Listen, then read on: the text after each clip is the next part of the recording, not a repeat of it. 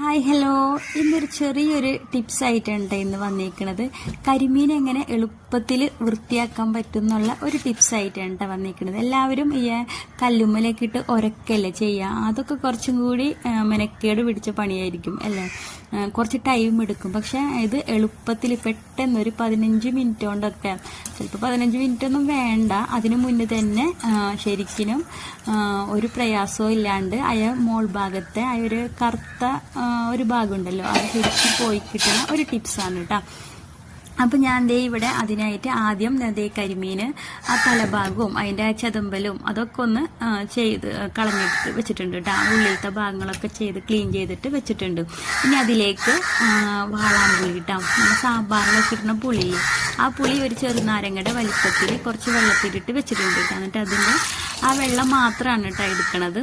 പിന്നെ കുറച്ച് ചൂടുവെള്ളം കൂടി എടുത്തിട്ടുണ്ട്. ചൂടുവെള്ളം എന്ന് പറഞ്ഞു കഴിഞ്ഞാൽ പച്ചവെള്ളം ആയാലും മതി, ചെറിയൊരു ചൂട് അത്രേ ഉള്ളൂ കേട്ടോ.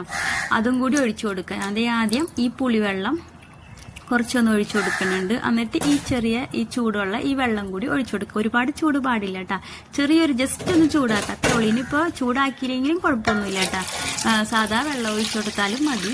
അപ്പോൾ അത് മുങ്ങിക്കിടക്കാവുന്ന വിധത്തിൽ വെള്ളം ഒഴിച്ചു കൊടുക്കുക. എന്നിട്ട് ഇതൊരു 15 മിനിറ്റ് ഇവിടെ അങ്ങോട്ട് ഇങ്ങനെ റെസ്റ്റ് ചെയ്യാൻ വേണ്ടി ഇതിനെ അങ്ങോട്ട് മാറ്റി വെക്കട്ടെ. ആ നേരം കൊണ്ട് നമുക്ക് ഇതിലേക്കുള്ള മസാലകൾ എന്താണെന്ന് വെച്ചൊക്കെ വേറെ വല്ല പണികളൊക്കെ ചെയ്യട്ടെ.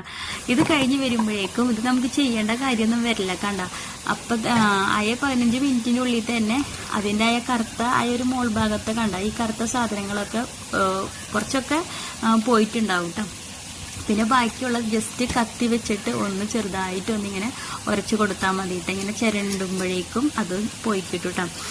ഇതിൻ്റെ ഈ മോൾ ഭാഗം കാണുമ്പോൾ തന്നെ ഭയങ്കര വൃത്തികേടായിരിക്കും അല്ലേ.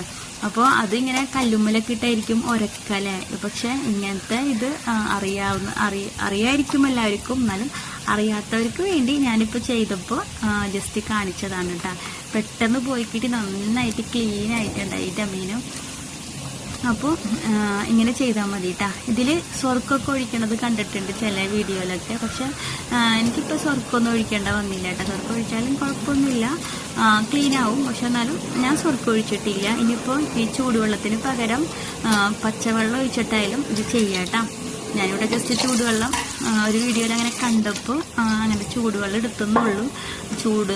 ഒരുപാട് ചൂടൊന്നും ഇല്ല കേട്ടോ, നമുക്ക് കൈ മുക്കാവുന്ന ചൂടേ ഉണ്ടായിരുന്നുള്ളൂ. കണ്ട നന്നായിട്ട് നല്ല ക്ലീനായിട്ട് വന്നിട്ടുണ്ട്. അപ്പോൾ ഈ ടിപ്സ് അറിയാത്തവർ ഒന്ന് പരീക്ഷിച്ച് നോക്കട്ടെ. അപ്പോൾ ഇത്രയുള്ള വീഡിയോ ഇഷ്ടമാവണമെങ്കിൽ എല്ലാവരും ഒന്ന് സപ്പോർട്ട് ചെയ്യുക. Okay, by.